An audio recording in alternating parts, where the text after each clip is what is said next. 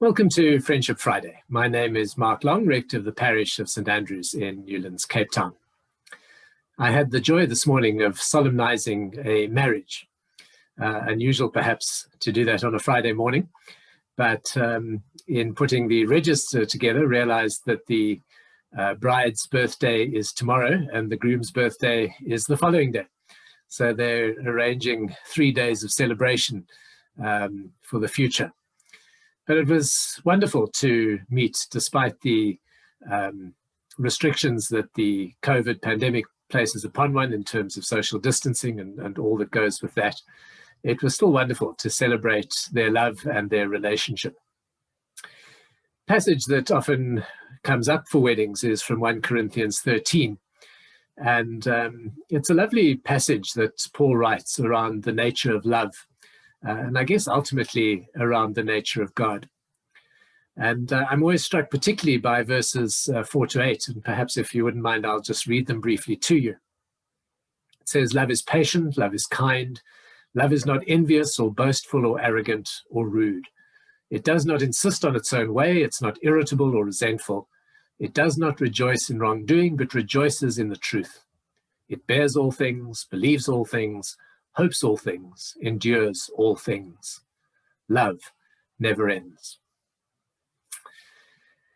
There's a sense for me that Paul puts this passage where he does in the letter to the Corinthians to kind of say, let me tell you what I'm really wanting to talk about. Corinth was a community quite riven with relational issues on a number of different levels. And from chapters 1 through to 12, Paul is dealing with issue after issue. And it's like he stops at this point and says, just let me show you the bigger picture. Let me really express what I believe God really desires for our lives and relationships.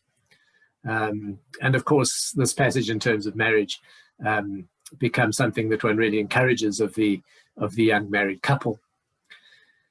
But it's helpful to recognize that it's Paul wanting to say, here's what it really looks like. And there's a level to which Paul sets the bar quite high here in terms of what love is, and particularly when we apply it to our own relationships. And I suspect for many of us, we constantly struggle to get any of those things in verses 4 to 8 right.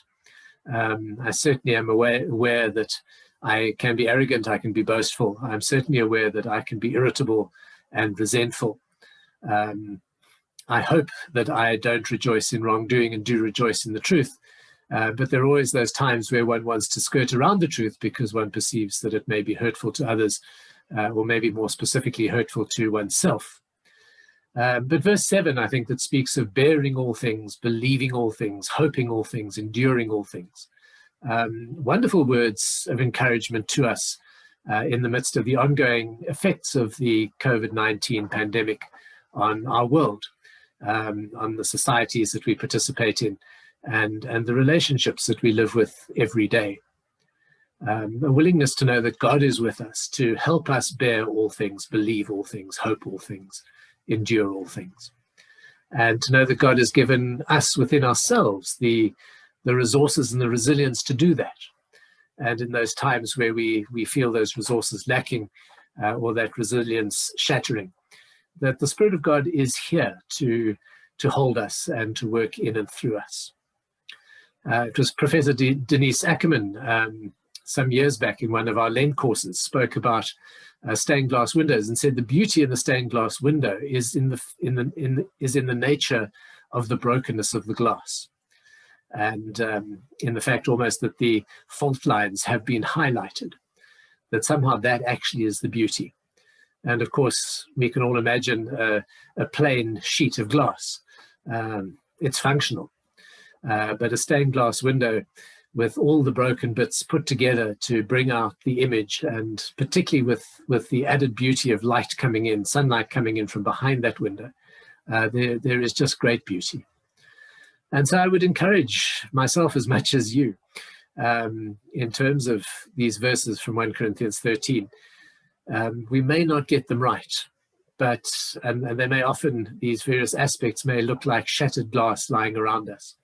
But to trust that it is the Spirit of God that comes to draw them together and to reform it and that actually the brokenness is part of the beauty. It doesn't obviate the necessity for us to repent when we have brought hurt to others or to ourselves or to God or to our world. It doesn't obviate the necessity to apologize and to seek forgiveness. And it doesn't remove the responsibility when others may have hurt us and asked for our forgiveness. It doesn't remove the responsibility for us to forgive and to move forward again. But my prayer is that our lives, our relationships, in fact, may reflect something of the beauty of stained glass, and that it may be that presence of God within us that is the sun that shines out, and that as we seek just to be transparent for the purposes of God, that we may find new life and new hope. The other aspect of this, of course, in terms of the marriage this morning, is I'm also hugely aware of young people making a lifelong commitment in a world where really most things are throwaway. Nothing is built to last.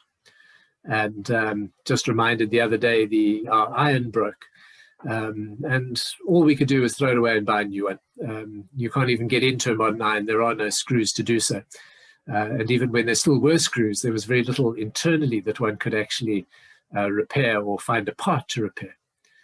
Everything in life is part of this whole consumerist culture that we're part of. And it's something like a marriage, and particularly today, drawing again on 1 Corinthians 13, that just reminds us that relationship is not a consumerist item. A relationship is not something that we throw away when we're tired of it or when it doesn't seem to be working properly. Relationships are things that we commit ourselves to being part of in the tough times as well as the good and joyful times. And that's true not only within the context of marriage, but it's true, I think, for all relationship. Our relationship with God, our relationship with ourselves, our relationship with the world, that we commit ourselves to walking forward, to building when we have the opportunity to build, when life is difficult, drawing on the resources that those times of building have created for us. And in so doing, just being God's presence in our world, being sources of that hope, that love, that goodness. And just in terms of who we are as people of faith, proclaiming just through our very nature that love truly never ends.